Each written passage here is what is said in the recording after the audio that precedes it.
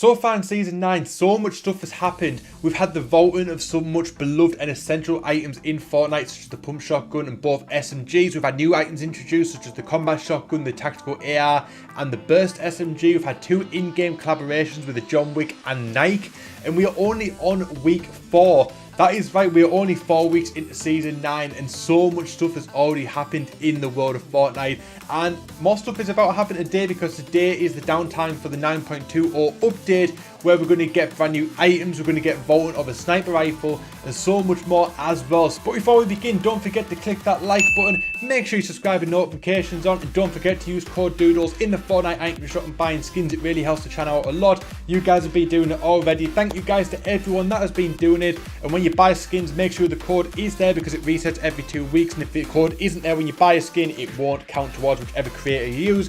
But consider using code Doodles because it really helps out the channel a lot. But for now, let's just dive straight into it. So the big thing in the 9.20 patch is of course the Storm Flip item. This has got a lot of people talking, sort of figuring out how it's going to work. It actually works exactly how I expected it to work, and it made a lot of sense that it was going to work this way.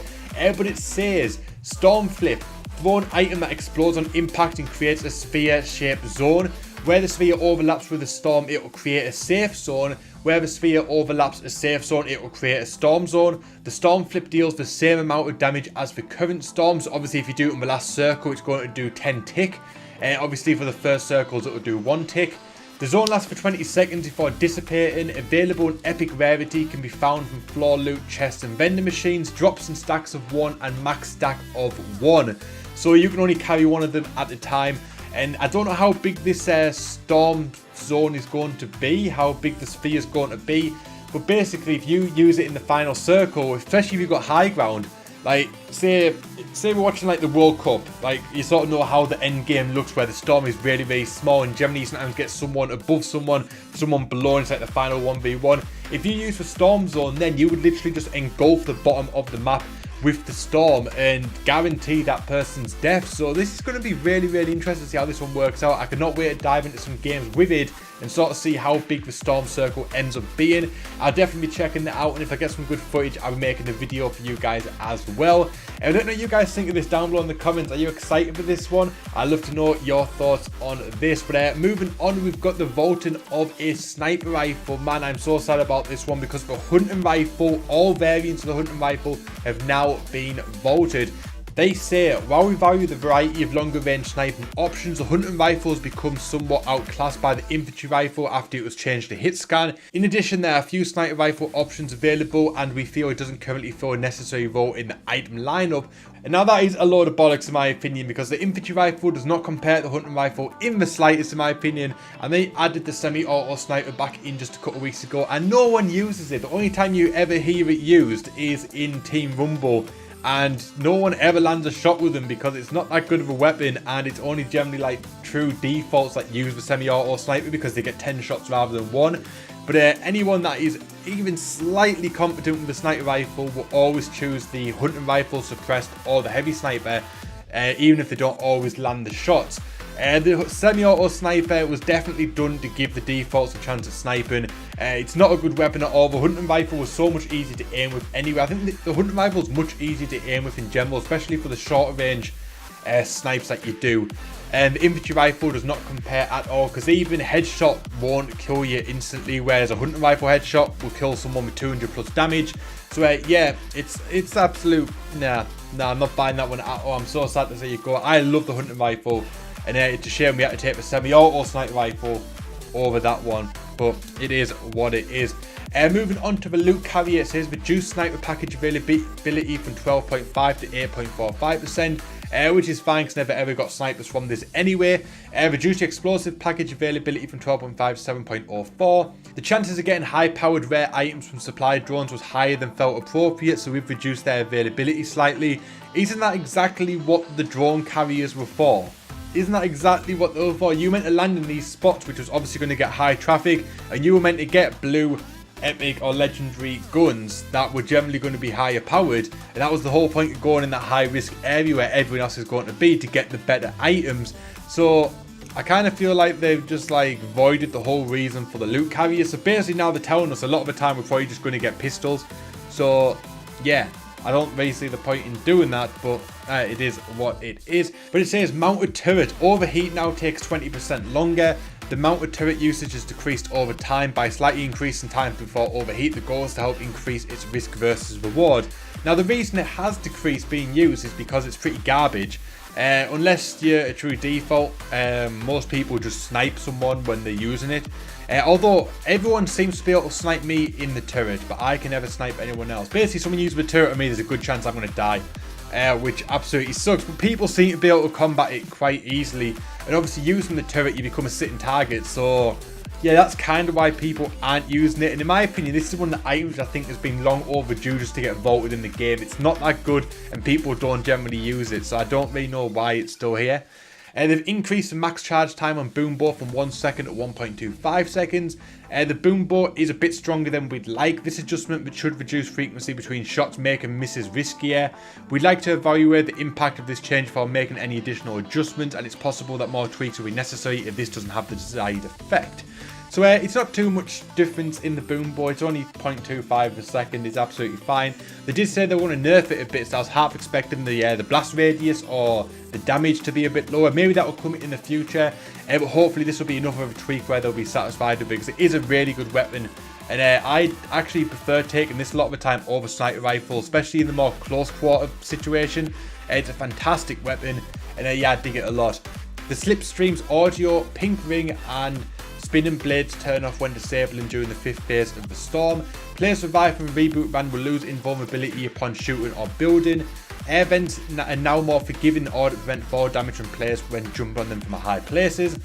They fixed an issue in which players that previously had no ammo will be unable to be automatically reloaded. They fixed an issue where players would take fall damage from exiting the baller quickly rolling downhill. Now I know that was a big issue with a lot of people. I don't really like the ballers anyway. I don't think I've ever encountered that issue, but a lot of people have had that issue. Aim assist can no longer be used to fire at players using a shadow bomb. They fixed an issue where players could damage teammates who were disconnected from a match.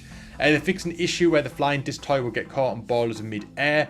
They fixed an issue where the slipstream audio and visual effects will continue after the player exits. They fixed an issue where air vents, sound and visual effects occur more than once. They fixed an issue where drift boards were unable to exit slipstreams. Exiting a vehicle that entered a slipstream no longer causes the player to skydive. Vending machines no longer become unusable when a player using one gets eliminated. The flintlock pistol is now consistently able to knock targets and shoot the correct distance. Dynamic audio no longer gets stuck on loop during replays, and the lava bounce visual effects no longer persist if a baller bounces from lava to water. Limited time mode rotation, sword fight. Treasure chests contain epic or better weapons, as well as the occasional infinity blade. Fight your opponents to find out who's worthy of the blade and who is not. Yeah, I'm kind of glad this has been put in at LTM. Obviously, they did try the Infinity Blade in solos, duos, and squads, and it absolutely sucked. And people said that they wouldn't have had much of an issue with the Infinity Blade if it was in its own LTM. And obviously, it's going to be with the sword fight. I don't know if it's been in the game already or not. I hate the sword. If it's an LTM, if it's been there before, I wouldn't have played it, and I've got no intention of playing it this time around. With gameplay, auto swap material option was removed and always on. Removing the option allows us to optimize auto swap behavior, primarily reducing rare cases in which materials are not swapped properly. Increased duration for how long elimination credit can be granted to the last damager. Basically, fall damage, self-elimination and storm elimination have been increased to 60 seconds. Man, they really want someone to get every single kill in this mode. Obviously, before, if you got shot by someone and then you died by fall damage 15 seconds later, they wouldn't get the kill. And now, basically, you've got to survive a whole minute after last taking damage, otherwise they will get the kill. They really want to get those defaults, those kills, man. Oh man, it's absolutely crazy that they really want to do that. Like, you cannot just like die anymore, you've got to die to a player. That's pretty much how the game is. And it doesn't matter to us, but it's clearly just for the defaults. At least they can get a kill, even if they don't do all the work in order to do so. They've added support for foot controller devices to the accessibility options. They've adjusted invert aircraft control settings info to better describe the option. Gamepad custom build controls now consistently allow players to turbo build when using the place action while simultaneously having a stair, wall, roof or floor action bound. Players outside closed enemy structures can no longer build inside them. They fix an issue in which the destruction of a building can be interrupted by reconnecting to its base. They fix an issue in which players would hang in the air if they disconnected during the bus drop phase. Certain Fortnites requiring a specific cosmetic now correctly unlocked for players who have it equipped. By the way, if you want to know where all the Fortnite locations are, there's a playlist on the channel. Go and check it out. I upload videos all the time showing the locations, so make sure you go and check them out. They've updated reload sounds for weapons to be mono instead of stereo. This will help improvements for weapon swap sounds. The storm damage sound effect no longer ends prematurely. And for mobile, they've added a quick heal option, allowing for shield and health consumables to be used more easily.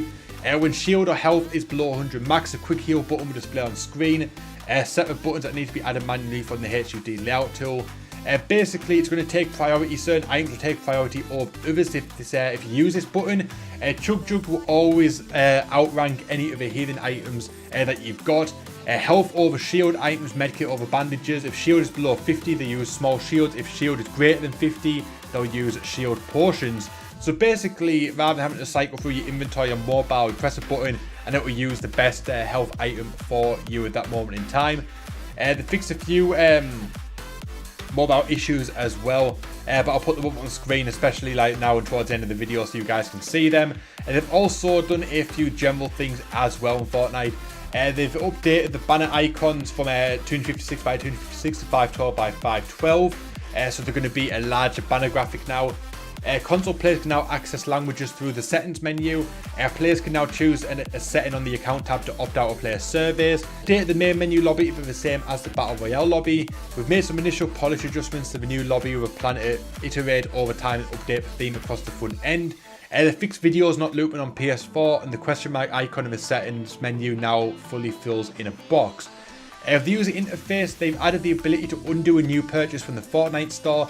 Immediately after you make a new purchase, you'll be able to undo this item for a limited time as long as you stay on the purchase screen. After you undo a purchase, there'll be a cooldown on using that undo on the same item, but you will be able to undo any other new purchases. If you choose to undo a purchase, ownership of the item will be revoked and you'll be granted back appropriate V-Bucks. Undo will follow the same eligibility requirements as return requests. You can use the undo on emotes, gliders, pickaxes, back blings, outfits, wraps and music, but you can't use them on limited time items such as like the starter packs and the limited time packs that you pay like $20 for a skin and stuff like that.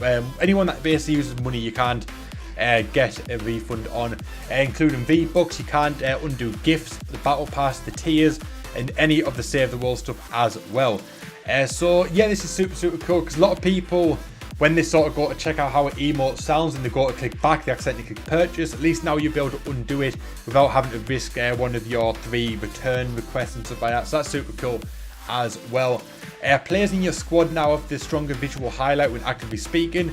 We no longer display active voice indicators in games for players that are in your squad. We've adjusted this to retain the improved visibility of speaking players that active voice indicators provide, while making it easier for you to immediately get contextual information, e.g. health and shield status for the person speaking. And there's a lot of stuff for creative and save the world as well, but I'm not going to talk about that because no one really cares about that, and the video will go on far too long if we do. But there we go, that is the brand new 9.20 patch dates. That was a big one. And like I said, we've got the storm flip item, which is going to be really interesting to use. Unfortunately, they've voted the hunting rifle because apparently the infantry rifle is as good, which it is not. And also the semi-auto sniper is back in the game, and that gun absolutely sucks. So no one outside of true defaults ever use it. But yeah, overall it was a pretty good patch notes. They got rid of a lot of issues in the game, which is awesome. Really glad about some of them. The sword is in its own LTM, that's super cool. And they've also got the purchase undoing now, which is awesome if you accidentally buy something. Don't leave the purchase screen, you can just undo it and get your V-Bucks back and go on your merry way. So yeah, hopefully you guys enjoy this one today. I thought it was a good patch notes. I cannot wait to dive back into the game and check out some of these items, especially the new storm flip zone. It's going to be super cool. But hopefully you guys enjoy this one as well. If you did, make sure you give this video a big thumbs up. If you're new around here, make sure you subscribe and notifications on. And don't forget to use code Doodles in the Fortnite item shop and buying skins. It really helps out the channel a lot. You guys have been doing it already. Thank you guys to everyone that has used code Doodles so far in the store. Remember, it resets every 2 weeks. If you've got it active in the store now, keep an eye when you're buying something. Make sure that the code is on screen before you buy something, otherwise it won't count. And if you want to check out any of my Fortnite Season 9 videos or all of the Fortnite locations, there'll be the playlist in the description box and on screen at the end of this video, so make sure you go and check them out. My name is Doodles, thank you so much for watching, and I'll see you guys next time.